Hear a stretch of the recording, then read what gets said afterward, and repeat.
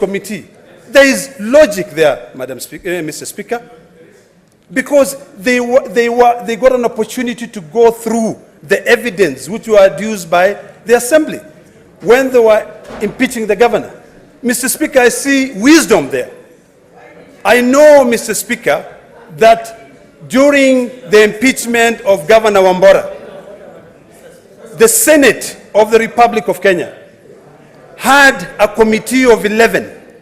And when the governor was brought back here... Order, honorable senators. Let us make progress. Proceed, Senator Ledama.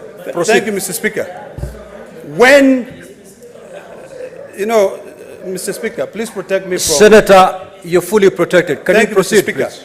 please? Mr. Speaker, I would wish that my brother would be able to go and take the Hansard of this House, because what I'm saying is factual.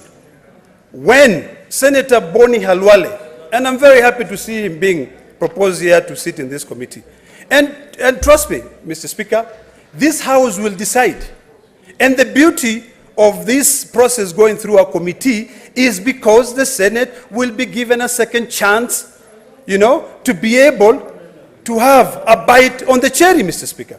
Because the moment it goes to the committee, it will also be... Honorable senators, order. You will make those points when you're debating. I'm solely moving. Proceed. And I want to convince you... Reserve your comments to the contribution. Mr. Speaker, the beauty of me moving is that you have the liberty of saying yes or no. You can actually be able to say, I do not support the committee way, proceed, which will Senator. be the proper. So, Mr. Speaker, for me to be able to make out my case, I want to persuade senators. You represent 47 counties. You serve in committees. When you sit in these committees, most of the time you go through volumes of documents to be able to interrogate governors. If you do not take the time to be able to look at the evidence properly, you will be doing this House a disservice. Mr. Speaker, I sat on this same chair when we were removing Governor Mike Mbovi.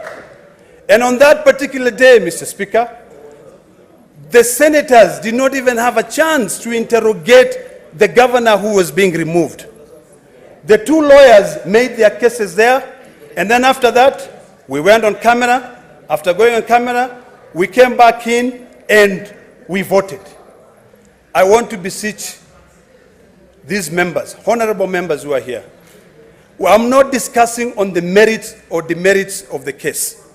All I'm saying is that I'd like to persuade you to consider giving these 11... Mr. Speaker, can you please protect me from the back and forth shouts Senator Cherargei. You only speak through the chair, so don't engage your colleague directly. Mr. Speaker, I think we're all grown up. Just proceed, Senator Ledama. So, Mr. Speaker,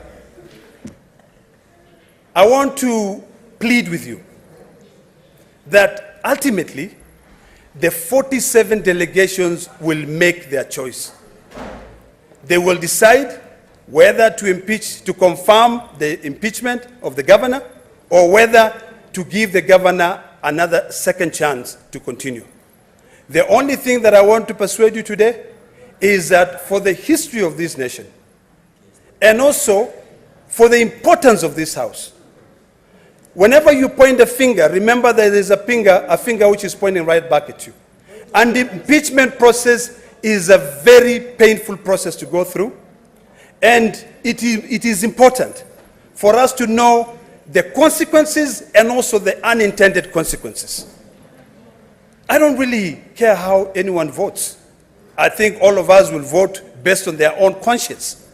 What I care is on the process of coming up to that vote. And this is why I want to persuade you that a committee will be able to give you and yourself and myself an opportunity to read a report that 11 distinguished members of this House would have already carried out an investigation on. They'll be able to tell you whether those charges have been substantiated or they have not been substantiated. Number two, Mr. Speaker, anything we do in this House goes on record. I'm very happy to propose the committee way because of two reasons. so that I can be able to request my distinguished Senator Asigi to second. When we go through the committee,